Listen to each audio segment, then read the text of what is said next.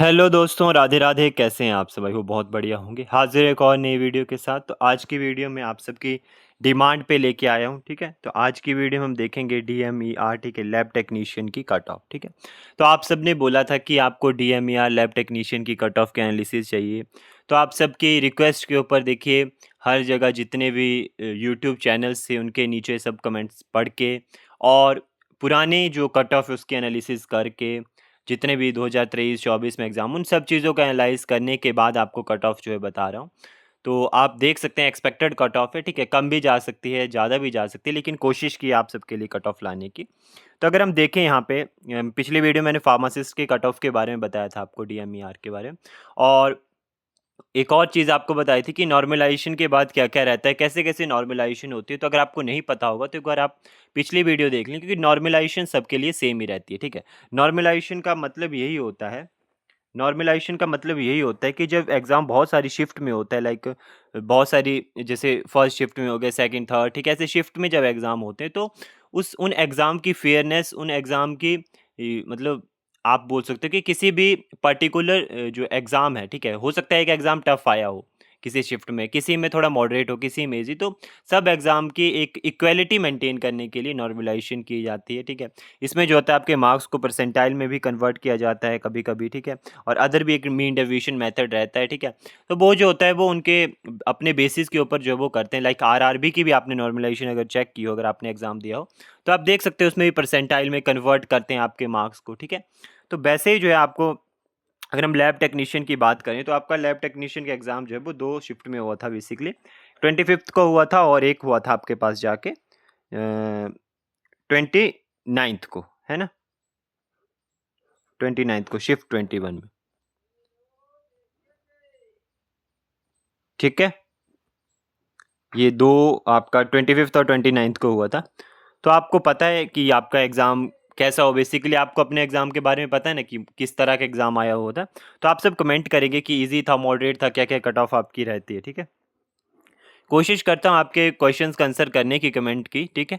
कि कभी-कभी थोड़ा बिज़ी शेड्यूल होने की वजह से नहीं भी कर पाता, लेकिन सभी के क्वेश्चन लेने की कोशिश करूँगा और किसी दिन लाइव चलना होगा तो उसमें भी आपको बता दूँगा। तो अगर हम लैब टेक्नीशियन की बात करें, प्रयोगशाला सहायक की, तो बिफोर अगर डिस्कसिंग 2025, अगर हम 2024 की बात करें तो आपको पता होगा, अगर आपने देखा, देखिए अगर किसी को पीडीएफ चाहिए होगी ना 2024 के रिजल्ट की, ठीक है, कि मैं गलत तो नहीं बता रहा, तो आप मुझसे मांग सकते हैं कमेंट सेक्शन में, या हमारे व्हाट्सएप ग्रुप पे ज्वाइन हो जाना, वहाँ पे आपको प्रोवाइड करवा देंगे।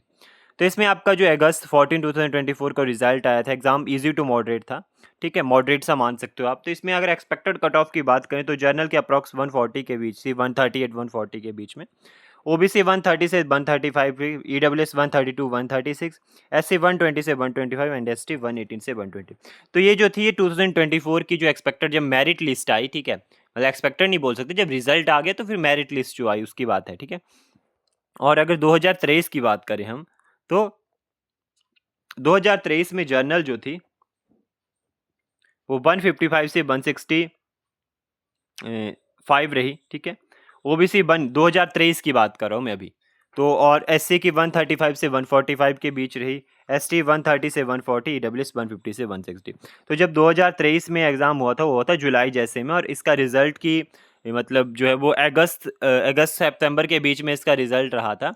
तो इसकी ये जो थी वो जब मेरिट लिस्ट बनी थी तो अप्रॉक्स ये रहा था, ठीक है। देखिए उस पीडीएफ में से सभी के मार्क्स को निकाल के तो हम नहीं बता सकते, लेकिन अप्रॉक्स बता सकते हैं कि इतने-इतने मार्क्स उस टाइम पे रहे थे, ठीक है।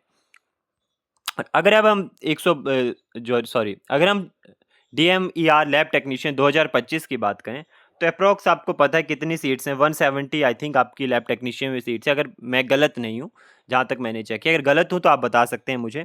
तो यहाँ पे जो है आपकी 25th और 29th, ठीक है, 26 नहीं 29th को एग्ज़ाम हुआ, 2 शिफ्ट में एग्ज़ाम रहा। अगर नॉर्मलाइज़ेशन नहीं रहती, अगर नॉर्मलाइज़ेशन के बिना एग्ज़ाम लेवल की बात करें तो ईज़ी टू मॉडरेट रहा। अगर नॉर्मलाइज़ेशन आपकी नहीं रहती है तो उसके बिना आपकी कट ऑफ जो है जाने के चांसेस हैं 168 से 172, क्योंकि मैंने बहुत सारे कमेंट सेक्शन में भी पढ़ा आपके जाके कि आपने लिखा है कि 170 से ज़्यादा जा सकती है, ठीक है। तो अगर नॉर्मलाइज़ेशन नहीं रहती है तो अनरिजर्व 168 से 172, ओबीसी 159 से 168, एससी 142 से 153, एसटी 138 से 147, ईडब्ल्यूएस 158 से 170 एंड पीडब्ल्यूवीडी जो फिजिकली व्हीकल सेक्शन होते हैं 135 से 142, ठीक है। देखिए, अगर बेसिकली जब शिफ्ट में एग्जाम होता है तो नॉर्मलाइजेशन रहती ही रहती है। अगर नॉर्मलाइजेशन नहीं रहती तो ये कट ऑफ के आपके चांसेस है, और अगर नॉर्मलाइजेशन रहती है आपकी तो आपकी अनरिजर्व की 160 से 169 रहेगी, ओबीसी 155 से 166, एससी 140 से 150, एसटी 135 से 142, ईडब्ल्यूएस 156 से 166, पीडब्ल्यूवीडी 132 से 140, ठीक है। तो ये जो एक्सपेक्टेड कट ऑफ आपको बता सकते हैं कि ये रह सकती है। बाकी रिजल्ट के बारे में भी डिस्कस करेंगे कि कब तक आपका रहता है। तो आपकी डिमांड थी इसलिए मैं ये वीडियो लेके आया हूँ। बाकी कोई भी सुजेशन रहता है किसी भी तरीके का, आप बेझिझक जो है कमेंट सेक्शन में बता सकते हैं। कोई क्वेरीज रह सकती है वो पूछ सकते हैं, ठीक है। तो यही था आज की वीडियो में। आई होप आपको पसंद आई हो। मिलते हैं जल्दी नेक्स्ट वीडियो में, तब तक के लिए bye bye, take care and Radhe Radhe.